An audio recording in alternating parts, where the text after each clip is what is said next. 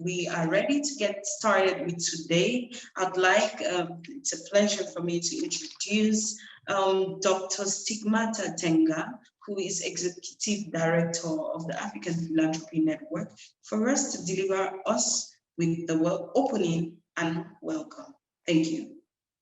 Over to you, Dr. Stigmata. Thank you so very much, Ansel, for welcoming me to share and welcome everyone to this conversation. I think I've been interacted with most of us here for quite some times now. And what I'm glad to do today is to welcome you all to the Youth Philanthropy and Power 2021. Sorry for my voice, I've been affected with flu. But just for everyone, I think it's important to say that Africa Philanthropy Network is a continent-wide network of organizations and individuals in the continent and its diaspora who are committed to promote the culture of philanthropic giving and its recognition as a potential and durable development strategy. And the APN Secretariat is a space for African institutions to interrogate and intervene in the power dynamics that shape how resource mobilization, how resource distribution and spending impact the possibility to transform the continent. And our mission is to reclaim the power and elevate all practices and cultures of philanthropic giving in the continent. And this is very much in line with the theme of this meeting, Youth Philanthropy and Power. And this is so important, not only for APN, but also for Africa philanthropy landscape. Because while other sectors have strong networks of young people providing advice and support and tap into so many other ventures of development, there is nothing like this for African philanthropy. The extent to which we involve youth in shaping Africa we want. Le niveau d'implication de la jeunesse dans l'Afrique que nous voulons. Because these young people are leaders of today, and they have a potential to shape the future. Ils ont le potentiel de This is the present reality, because Africa is the world's youngest population.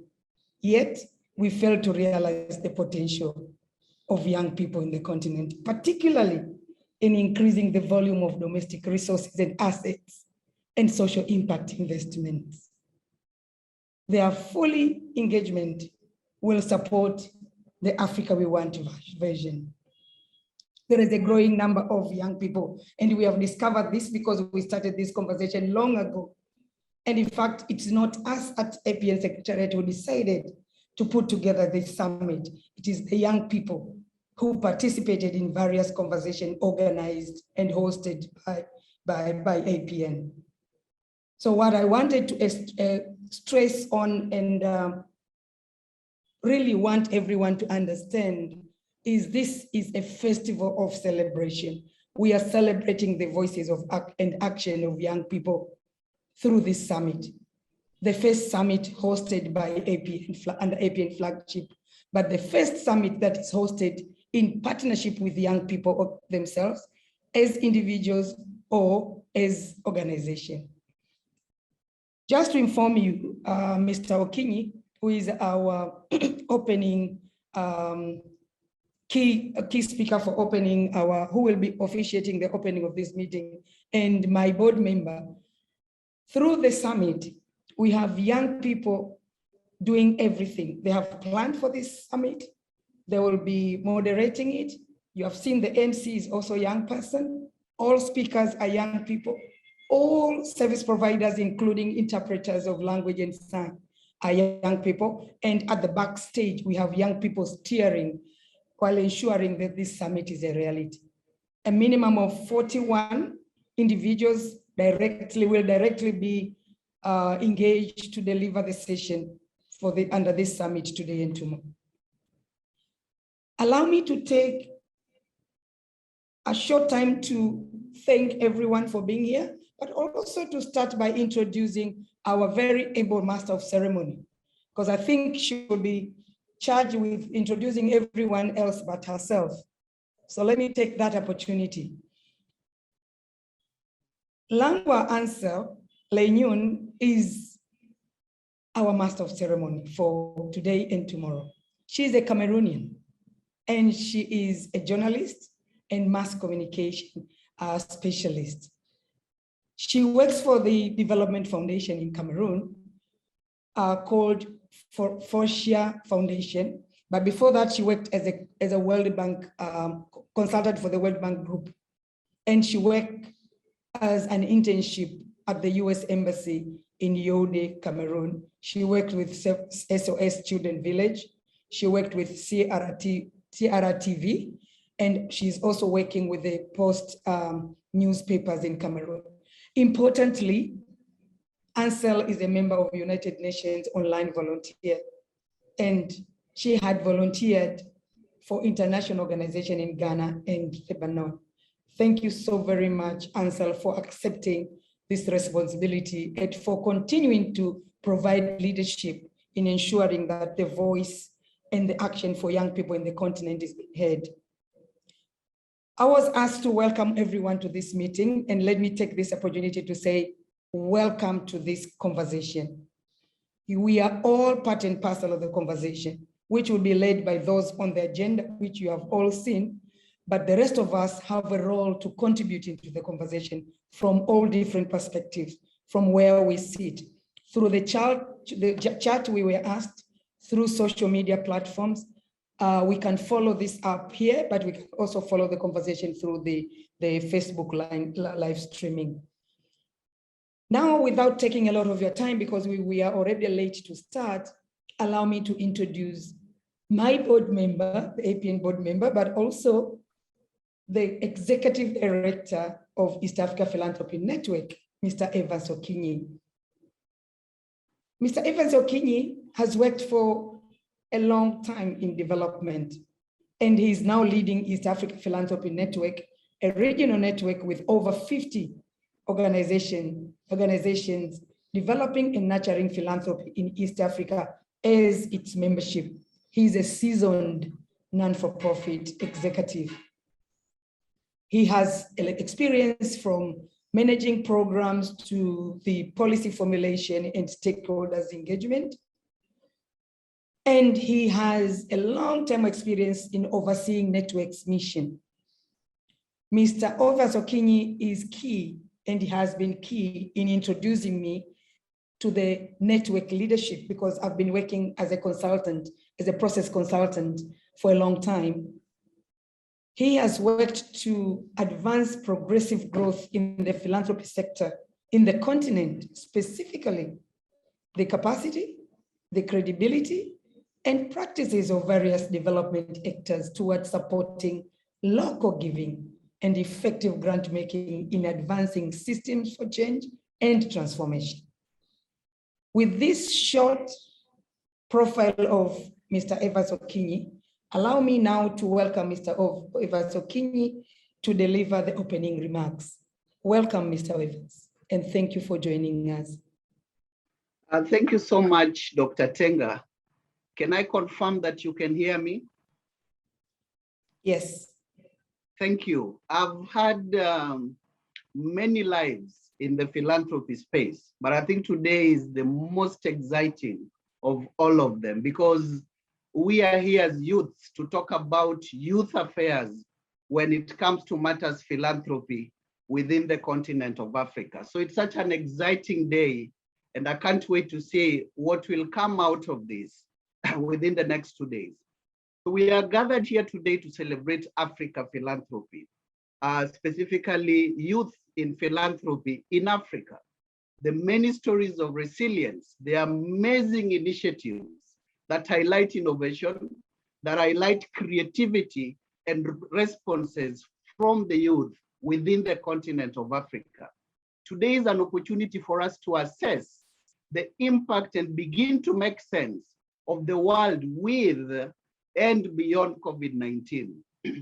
So the summit brings together, a generation from different parts of the continent, raised by different communities, holding different values and learning different lessons. But if there's one thing that unites all of us today and tomorrow, is the spirit of love that we have for each other, what we call the Ubuntu spirit.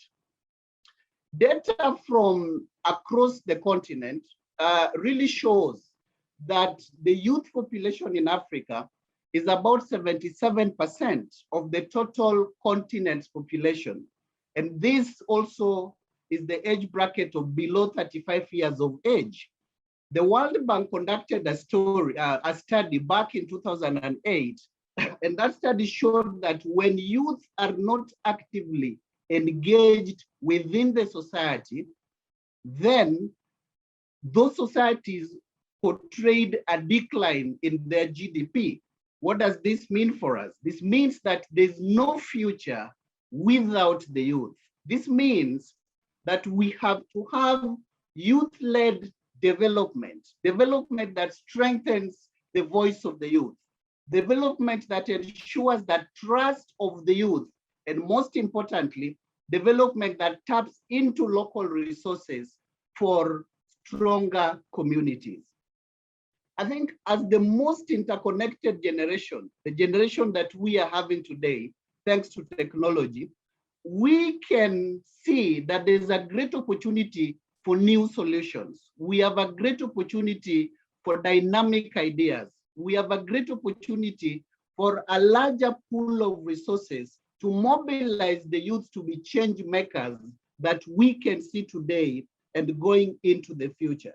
Strong youth leaders can really increase accountability and encourage good governance. Why? This is important for sustainable, equitable social development. The youth involvement really facilitates positive social change, including structures, including policies, including procedures that are demand-driven, because this is important for us to address the needs of the communities, of the countries, and of the future that we want to see in Africa.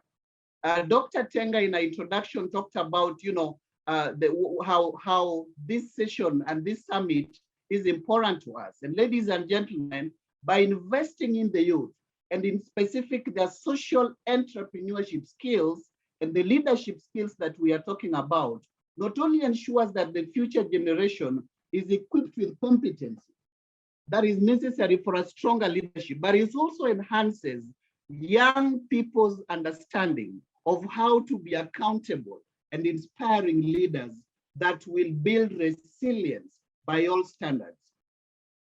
We need to appreciate and identify, analyze, and take entrepreneurial action against the challenges within our communities. We need to help young people so that they can realize the role that they have as agents of social change.